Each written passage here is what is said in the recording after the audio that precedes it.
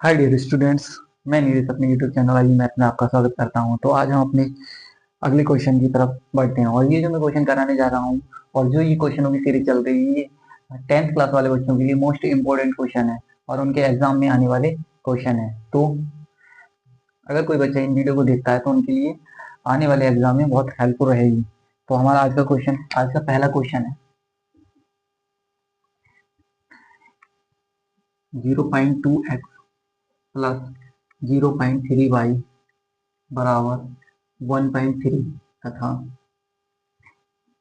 0.4x plus 0.5 y बराबर 0.7 minus का 0.7। तो इसको हम विलोपन विधि से सॉल्व करेंगे। तो सॉल्यूशन देखते हैं। तो सबसे पहले हम क्या करेंगे, इन जो यहाँ पर जो समीकरण है इनको सही से लिखेंगे। तो पहले समीकरण को 0.2x प्लस के 0.3y बराबर 1.3। तो यहाँ से जो दशमलव है हटाएंगे तो यहाँ 10 आ जाएगा, यहाँ 10 आ जाएगा और यहाँ 10 आ जाएगा। इसमें से 1/10 कॉमन ले लेते हैं तो यहाँ पे बचेगा हमारा 2x प्लस के 3y और यहाँ पर बचेगा 13/10। अगर हर में बराबर हो दोनों साइड तो कट जाते हैं ये। तो यहाँ पे बचेगा 2x प्लस के 3y बराबर के 13। इसको मानेंगे समीकरण 1 तथा दूसरी समीकरण को सॉल्व कर लेते हैं। 0.4x प्लस 0.5y बराबर माइनस के 0.7। तो यहाँ से भी ऐसे सेम पॉइंट हटाएंगे तो यहाँ 10 पॉइंट हटाया, यहाँ 10 पॉइंट हटाया, यहाँ 10। पॉइंट वाली क्वेश्चन हो बच्चों को थोड़ी प्रॉब्लम होती है तो कुछ नहीं इस तरीके से कर लेते हैं। 1/10 यहाँ से भी कॉमन ले लेंगे तो यहाँ पर आएगा हमारा 4x प्लस के 5y बराबर आएगा माइनस के 7/10। ये भी 10 से 10 कैंसिल आउट हो जाएगा तो यहाँ आएगा 4x प्लस के 5y बराबर माइनस के 7। समीकरण नंबर 2। अब यहाँ देखते हैं तो यहाँ पर 2 है और यहाँ पर हमारा 4 है। तो यहाँ लिखेंगे समीकरण 1 में 2 से गुणा करके समीकरण 2 में जोड़ने 2 से घटाने पर तो इसमें गुणा करेंगे तो यहाँ आएगा 2 दूनी 4x प्लस के 2 3 6y और 13 दूनी 26। और हमारी ये समीकरण नंबर 1 है और दूसरी समीकरण क्या है 4x प्लस के 5y और माइनस के 7। ये समीकरण नंबर 2 है। तो यहाँ पे माइनस आएगा, यहाँ माइनस आएगा और यहाँ पर आएगा हमारा प्लस। ये कट जाएगा, ये दोनों को जोड़ेंगे तो हमारा यहाँ पर हो जाएगा 11। 7 और 5 कितना हो जाएगा 11 22। यहाँ जोड़ेंगे तो यहाँ पे आएगा 33। तो y बराबर कितना आएगा 33/3। तो काटेंगे तो 33/11, 11 से काटेंगे 3 बार में कट जाएगा तो y का मान जो आएगा वो आएगा 3। अब एक मान निकाल चुके हैं। अब y का मान कहीं भी रख सकते हैं, चाहे समीकरण 1 में रख लो चाहे समीकरण 2 में रख लो। तो y का मान समीकरण 1 में रखने पर हमारे पास समीकरण 1 हमारे पास ये है। इसमें रखेंगे y का मान 2, y का मान रखेंगे तो 2x ऐसे लिखेंगे प्लस 3 y का मान रख देंगे 3 बराबर 13। तो यहाँ पे 2x 3 3 9 बराबर 13। तो यहाँ आएगा 2x बराबर 13 माइनस के 9।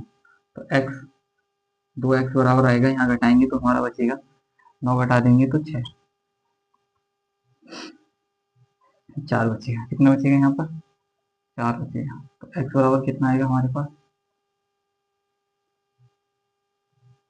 4/2। यहाँ पे x बराबर कितना आ जाएगा 2। अतः x और y के मान कितने आएंगे, x बराबर आएगा हमारा 2 और y बराबर कितना आएगा 3। ये क्या हो जाएगा हमारा आंसर हो जाएगा। आज का पहला क्वेश्चन था ये। तो एक बार और, तो अगर पॉइंट वाले क्वेश्चन आते हैं तो सिंपल ऐसे, तो इसको हम क्या करते हैं पॉइंट हटाएंगे तो दशमलव हटाते हैं तो 10 बढ़ा लेते हैं। दशमलव हटाए 10 कॉमन लिया यहाँ से और ये तो है 10 से 10 कट जाएगा। यहाँ बचेगा 2x 3y बराबर 13। यहाँ समीकरण 1 और 2 को ऐसे इसी को करेंगे सॉल्व सेम। तो यहाँ 4x प्लस 5y माइनस के 7। अब समीकरण 1 में 2 से गुणा करके, पहले इसमें गुणा करेंगे फिर इससे घटा देंगे। तो समीकरण 1 में गुणा करके ये वाली समीकरण आई, फिर दूसरी लिखी और दोनों को घटा दिया। जब घटाएंगे तो ये दोनों कट जाएंगे, यहाँ हो जाएगा 11 और सब जब 26 में 7 जोड़ेंगे तो 33। जब हम 11 को यहाँ पे गुणा में 11 इधर जाएगा, कितना आएगा भाग में, भाग करेंगे तो 3 आएगा, तो y बराबर 3। अब जो y का मान है चाहे हम यहाँ रख सकते हैं चाहे यहाँ, तो यहाँ रख के इसमें हमने सॉल्व कर लिया 2x 3, y की जगह रख लिया 3 13, तो 2x का 2x 3 3 9 9 ऐसा ही 13 का 13। तो यहाँ पर क्या करेंगे, इसको इधर ले जाएंगे तो 2x बराबर आएगा हमारा 4। अब 2 गुणा में तो ये भाग में पहुंच जाएगा, बराबर आ जाएगा 2। तो हम बढ़ते हैं नेक्स्ट क्वेश्चन। तो हमारा ये क्वेश्चन है, दो संपूरक कोणों में बड़ा कोण छोटे कोण से 18 डिग्री अधिक है। कितना अधिक है? 18 डिग्री अधिक है। तो दोनों कोणों का मान ज्ञात कीजिए। तो हमारे पास यहाँ पर क्या दे रखा है, संपूरक कोण। क्या दे रखा है? संपूरक कोण। तो सॉल्यूशन लिखेंगे हम। सबसे पहले कोणों को मान लेते हैं। मानो बड़ा कोण बराबर कितना मान लेते हैं हम, x, तथा ये छोटा कोण है, छोटा कोण उसको मान लेते हैं हम y। अब प्रश्नानुसार कर लेते हैं। प्रश्नानुसार देखो ये कह रहा है बड़ा कोण छोटे कोण से 11 अधिक है, यानी एक तरीके से 11 अधिक है। तो इसको क्या लिख सकते हैं हम, यानी जो छोटा बड़ा कोण है ना, बड़ा कोण बराबर किसके है, ये कह रहा है जो बड़ा कोण है वो छोटे कोण से कितना अधिक है, ये हमारा अधिक है 18 अधिक है। तो इसका मतलब बड़ा कोण जो हमारे पास है x, छोटा कोण है हमारे पास y, और प्लस कितना है 18। y को इधर ले आएंगे तो ये हो जाएगा x माइनस वाई बराबर 18। समीकरण नंबर 87 से।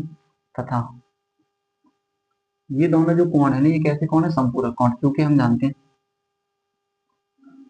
दो संपूरक कोणों का जो योग होता है ना, वो 180 के बराबर होता है। तो यहाँ पर क्या करेंगे हम, x और y को जोड़ेंगे तो किसके बराबर आएंगे, 180 के। समीकरण नंबर 2। अब लिखेंगे समीकरण 1 व 2 को जोड़ने पर, जब हम 1 व 2 को जोड़ेंगे तो लिखेंगे x माइनस या x माइनस वाई बराबर 18 और x प्लस वाई बराबर 180। यहाँ पर y से y कैंसिल हो जाएगा, ये हो जाएगा x और x 2x। यहाँ जोड़ेंगे तो कितना आएगा 8 9। तो यहाँ पर कितना आएगा हमारा 198/2। 2 से काटेंगे तो 2 9 18 और 2 9 18, तो x बराबर कितना आएगा 99। अब हम दूसरा कोण निकाल लेते हैं। तथा अब x का मान जो है ना वो समीकरण 1 में रख लेते हैं। x का मान समीकरण 1 में रखने पर, जब हम x का मान समीकरण 1 में रखेंगे तो हमारे पास जो समीकरण 1 है वो क्या दे रखी है, वो दे रखी है x माइनस वाई बराबर 18। चलो तो यहाँ पर x की वैल्यू हमारे पास 99 माइनस की y बराबर 18। अब 99 को उधर ले जाएंगे तो माइनस का y इधर 18 माइनस की 99 तो माइनस y, तो यहाँ बचेगा माइनस का 81। यहाँ पर 1 और यहाँ पर 5, माइनस से माइनस कैंसिल हो जाएगा तो y बराबर आएगा 81। अतः लिखेंगे हम जो बड़ा कोण है ना, बड़ा कोण वो होगा हमारा 99 का, और छोटा कोण वो हो जाएगा हमारा 81। ये दोनों हमारे। तो एक बार और समझते हैं। क्वेश्चन कह रहा है दो संपूरक कोणों में बड़ा कोण छोटे कोण से 18 डिग्री अधिक है, तो कोणों के मान बताइए। तो मान लेंगे बड़ा कोण हमारा x है, छोटा कोण y है। प्रश्नानुसार बड़ा कोण है ना छोटे कोण से 18 अधिक है, तो ऐसे लिख लिया सेम। बड़ा कोण x है बराबर y आ जाएगा प्लस के 18। तो यहाँ इसको इधर लेके आएंगे तो x माइनस वाई बराबर 18 समीकरण। तथा क्या क्या रखा है, क्योंकि दो संपूरक कोणों का योग 180, ये दोनों कोण क्या है, संपूरक कोण है, और इनका योग कितना होता है 180। जब हम दोनों को जोड़ेंगे तो 180 आ जाएगा। समीकरण 1 व 2 को जोड़ने पर, जब हमने समीकरण 1 और 2 को जोड़ा, क्यों जोड़ा पिछली वीडियो में बता चुका, जब दोनों के साइन अपोजिट मिले और सेम इनके गुणांक मिले तो हम जोड़ देते हैं, और जब साइन हमारे कैसे मिले, सेम मिले, तो हम क्या कर देते हैं, घटा देते हैं। जब इनको जोड़ा तो y से y कैंसिल हो गया, x और x 2x हो गया 1, और इन दोनों को ऐड करेंगे 198 आएगा। अब 2 यहाँ पर मल्टीप्लाई में है तो ये डिवाइड में पहुंच जाएगा। 2 से डिवाइड करेंगे तो 2 8 वो 2 9 और 18 होता है, 2 बार में घट जाएगा, 2 9 80 2 9 तो x का मान आएगा 99। अब तथा क्या करेंगे हम, x का मान समीकरण 1 में रखने पर, अब x का मान हमारे पास समीकरण 1, पहले समीकरण 1 क्या है, x माइनस वाई बराबर x की जगह 99 y ऐसा ही सेम 99 को उधर ले जाएंगे, माइनस का हो जाएगा, यहाँ पर माइनस का y रहेगा।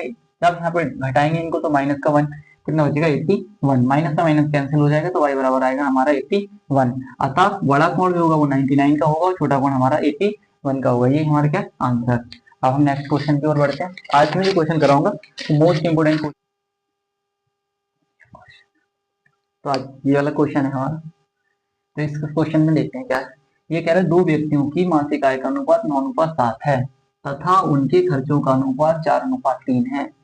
यदि प्रत्येक व्यक्ति महीने का 2,000 रुपये बचा लेता है तो उनकी मासिक आय ज्ञात कीजिए। अब ये वर्ड प्रॉब्लम वाले क्वेश्चन को सॉल्व करने में 10th क्लास के बच्चों के लिए थोड़ी सी डिफिकल्टी होती है। तो सबसे पहले हम इसमें देखते हैं कि हमसे पूछ क्या रहा है। तो वो पूछ रहा है उनकी मासिक आय ज्ञात कीजिए। अब मासिक आय तो हम मानेंगे माना आय जो है ना वो हम मान लेते हैं, हम आय को किससे लिखेंगे x रुपए तथा देखो 2 अनुपात दे रखे हैं, एक हमारे पास आय का अनुपात है और एक किसका अनुपात दे रखा है खर्च का। तो मान लेते हैं आय x रुपए है तथा खर्च कितना है, खर्च हमारे पास तथा खर्च 22 रुपए है। अब इसमें किसी व्यक्ति का नहीं है, केवल आय को माना है x रुपए और 22 रुपए मान लिया खर्च। अब अनुपात कितना दे रखा है, दिया है, लिख लेते हैं दिया है आय का अनुपात, आय का अनुपात कितना दे रखा है 9:7 तथा जो व्यय है ना खर्च यानी खर्च का एक्सपेंडिचर, खर्च का अनुपात।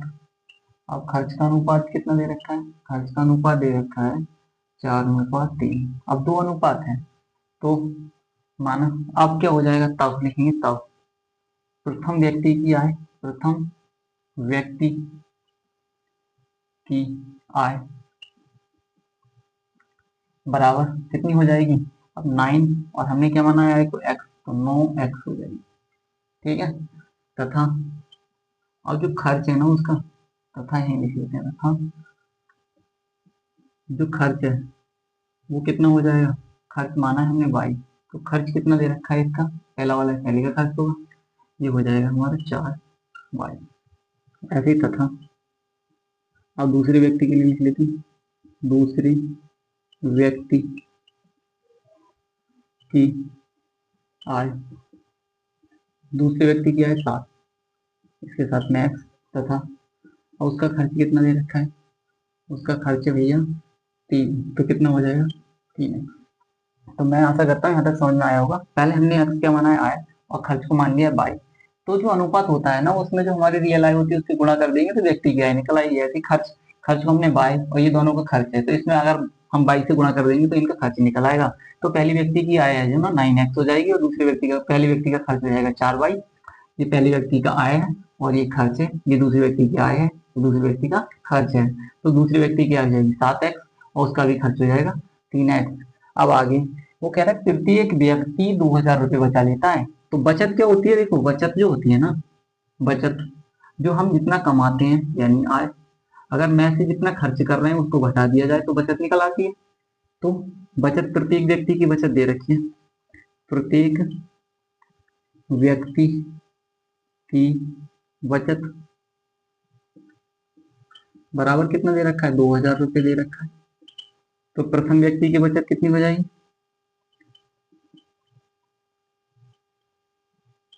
बचत अब ये प्रथम व्यक्ति की बचत हो जाएगी, ये 2,000 होगी क्योंकि दोनों 2,000 ही है। अब बचत का मतलब क्या है, बचत का मतलब है एक तरीके से जो बचत है वो हो जाएगी हमारी आय माइनस खर्च, आय माइनस खर्च।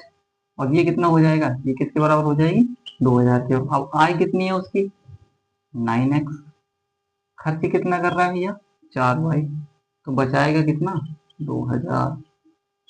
ऐसे ही क्या लिखेंगे, दूसरे व्यक्ति की बचत सेम क्या हो जाएगा आय माइनस खर्च बराबर कितना बचा रहा है, ये भी 2,000 ही बचा रहा है। अब लेकिन इसमें कितना करेंगे हम 7x, ये क्या है उसकी आय में से खर्च 3x घटा देंगे वो 3y घटा देंगे तो हमारे पास कितना आएगा 2,000, समीकरण नंबर 2। अब देखो यहाँ पर बाई 4 है, यहाँ पर 3 है, तो दोनों में क्या करेंगे, समीकरण 1 में हम 3 से गुणा कर लेंगे और समीकरण 2 में क्या करेंगे, समीकरण 2 में 4 से गुणा करने पर। तो यहाँ लिखेंगे समीकरण 1 में 3 से तथा 2 में समीकरण लिखेंगे, समीकरण 2 में 4 से गुणा करके घटाने पर अब इन दोनों की गुणा कर लेते हैं। पहले 3 से इसमें करेंगे तो 9 तिया 27 एक्स और 4 तिया 12 और 3 दूनी 6,000। अब इसमें करेंगे 4 से, 4 तो 7 चौक 28 एक्स माइनस 4 तिया 12 वाई और 4 दूनी 8। दोनों को घटाएंगे तो ये माइनस, ये प्लस और ये माइनस, तो ये तो दोनों कैंसिल आउट। यहाँ पर घटाएंगे तो माइनस का बचेगा भैया एक्स और यहाँ पर बचेगा माइनस का 2000। माइनस से माइनस कैंसिल आउट, तो यहाँ बचा हमारे पास, तो यहाँ बचेगा x बराबर 2000। अब वो पूछ क्या रहा है हमसे, बाई की वैल्यू क्यों निकालेंगे, हम बाई निकालेंगे नहीं, हमसे पूछ रहा है मासिक आय और आय हमारे पास है x, तो आय हमारे पास x से ही निकल आएगी, बचत निकाल लेंगे। बचत पूछता तो बाई का मान निकालते हैं, हम बाई का मान नहीं निकालेंगे। तब क्या लिखेंगे, चलो पहले व्यक्ति की आय, पहले व्यक्ति की जो आय है वो कितनी है, वो है 9x यानी 9 गुणा 2000, तो 9 दूनी 18,000 ओके। तथा जो दूसरे व्यक्ति की आय है, दूसरे व्यक्ति की आय वो है भैया 7x, तो देखो 7 इंटू कितना आएगा 2000, तो 7 दूनी 14,000 रुपये। तो ये हमारे दोनों क्या हो जाएंगे, ये हो जाएंगे हमारे आंसर। तो देखो एक बार और समझ लो, मान लेंगे पहले आय एक्स है तथा दूसरी क्या है बाई है, वो खर्च कितना है बाई है।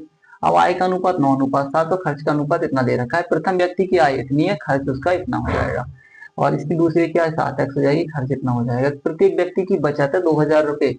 अब प्रथम व्यक्ति की बचत आय माइनस खर्च, आय इतनी खर्च इतना, 2000 बचा लिया। ऐसे इसको समीकरण 1, इसी प्रकार इसको समीकरण नंबर 2 बना लिया। अब इसमें देखो यहाँ पर हम क्या करते हैं, इनके चारों ये चर होते हैं, यहाँ चर होते हैं, इनको क्या करते हैं गुणांकों को बराबर करते हैं। तो इनके दोनों के गुणांकों को बराबर करने के लिए इसमें 3 से मल्टीप्लाई कर देंगे, इसमें 4 से, जो करते हैं पूरे समीकरण में करते हैं। तो यहाँ पर हमारा इसमें जब 3 से गुणा करेंगे 3 नाम 27 हो जाएगा, 3 चौक 12 और 3 दूनी 6, और इसमें जब करेंगे तो 7 चौक 28 हो जाएगा, 4 से 4 तिया 12 और 4 दूनी 8। जब यहाँ माइनस करेंगे, घटाने पर लिखा हुआ है तो चिन्ह इनके परिवर्तित हो जाएंगे, तो यहाँ पर बचेगा माइनस का x बचेगा और यहाँ पर हमारा माइनस का 2000 बचेगा, ये दोनों कैंसिल हो जाएंगे, माइनस से माइनस कट जाएगा, x बराबर 2000। अगर इसमें हमसे बचत के बारे में कहता, वो खर्च के बारे में कहता तो बाई निकालते, लेकिन इसमें क्या पूछ रहा है हमसे आय, तो पहले व्यक्ति क्या है 9x है तो 9 गुणा कितना हो जाएगा 2000, दूसरे तो 18,000 आ जाएगी, 9 दूनी 18, दूसरे व्यक्ति क्या है 7x तो 7 दूनी 14,000 रुपये हो जाएगी। तो और अगला क्वेश्चन देखते हैं क्या है। तो हमारा क्वेश्चन नंबर 4 है, ये कह रहा है मीना 2000 रुपये निकालने के लिए बैंक गई। मीना क्या करने गई, मीना 2000 रुपये निकालने के लिए बैंक गई। उसने खजांची जो होता है बैंक में, उससे 50 और 100 रुपए के नोटों के लिए कहा, नोट को देने के लिए कहा, तथा मीना ने 25 नोट प्राप्त किए। ज्ञात कीजिए कि उसने 50 रुपए और 100 रुपए के नोट प्राप्त, कितने नोट प्राप्त किए। तो ऐसे क्वेश्चनों को सबसे पहले लिखेंगे, शुरू कैसे करेंगे, शुरू करने के लिए क्या है, सबसे पहले हम देखेंगे उसने पूछा क्या है, तो पूछ रहा है 50 रुपए और 100 रुपए के नोट प्राप्त किए, कितने नोट प्राप्त किए। तो सबसे पहले हम क्या करेंगे, मान लेंगे माना 50 रुपए के नोटों की संख्या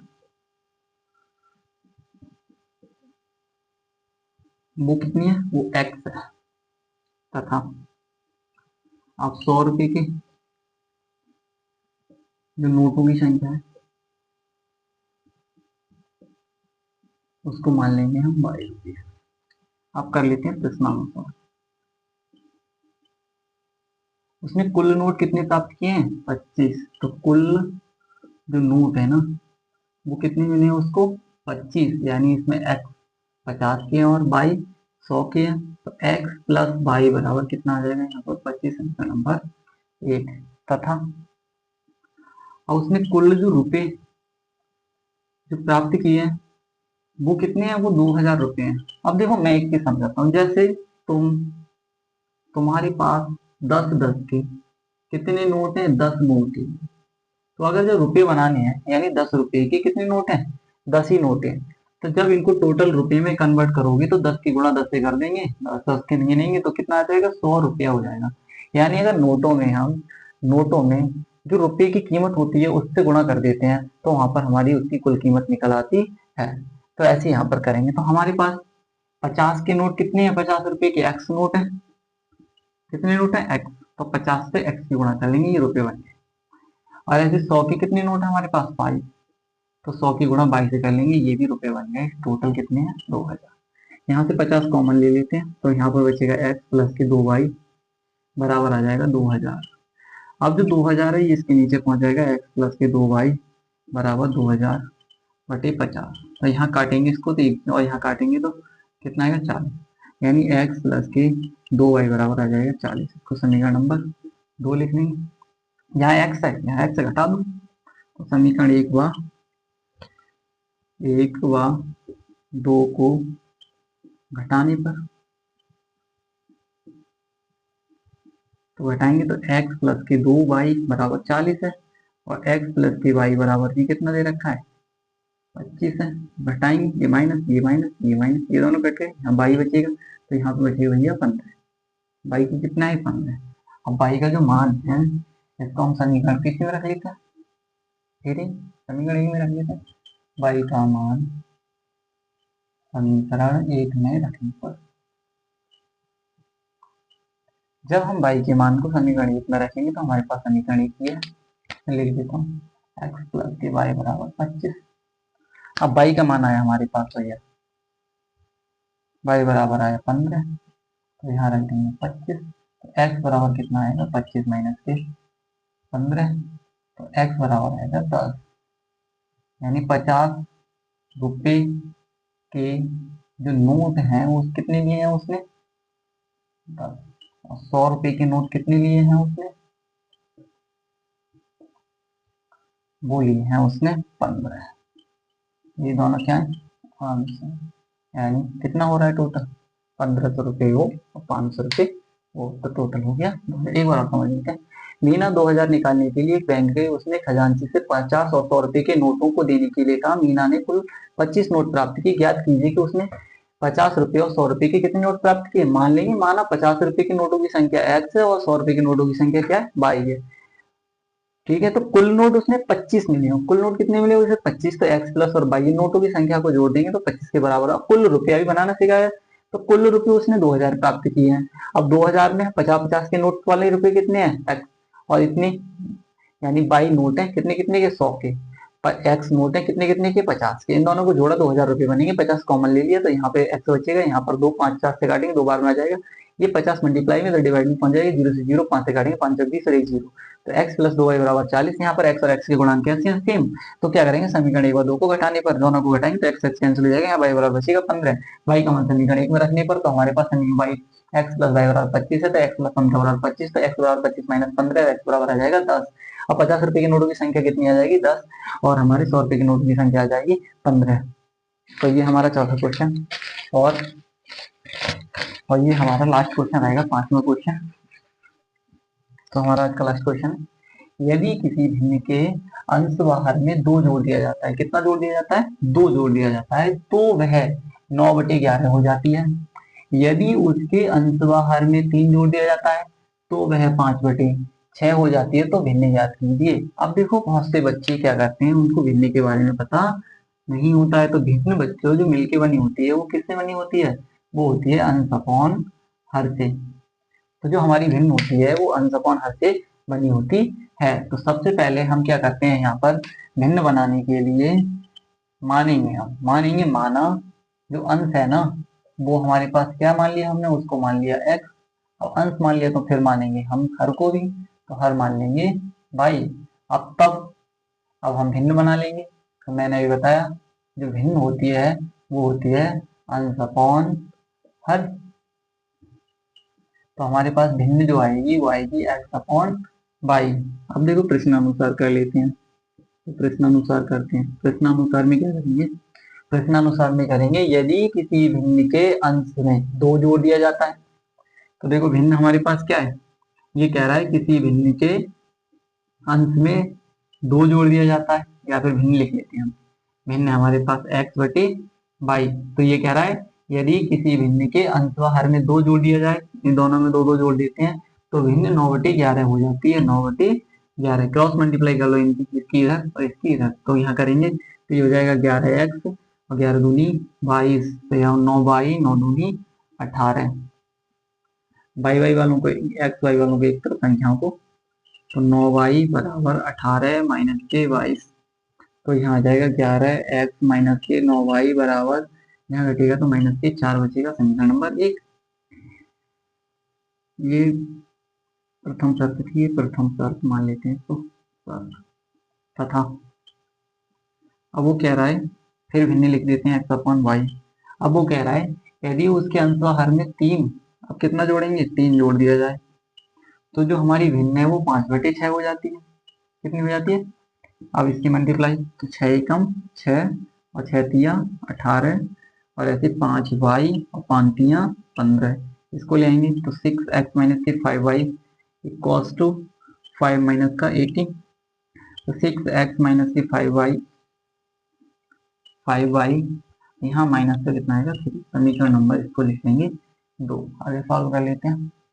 अब देखो यहाँ पर हमारे पास क्या मिल रहा है, यहाँ 6 मिल रहा है, यहाँ 11 मिल रहा है, यहाँ 5 मिल रहा है, 9 मिल रहा है, कोई इक्वल नहीं आ रहा, तो इसमें 6 से इसमें 11 से मल्टीप्लाई कर लेते हैं। तो यहाँ लिखेंगे समीकरण 1 में 6 से तथा समीकरण 2 में 11 से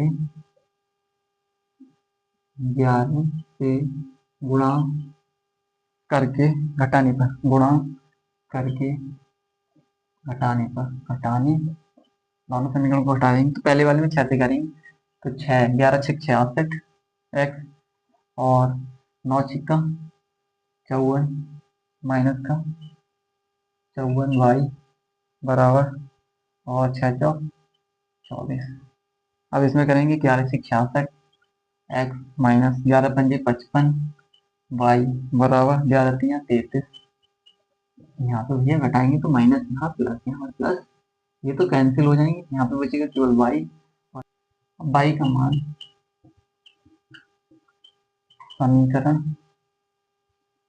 1 में रखने पर,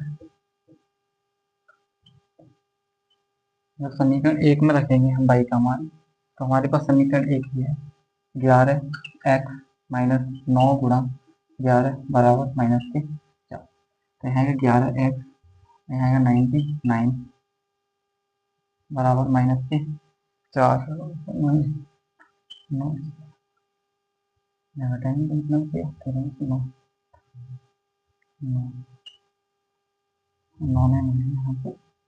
इक्यासी।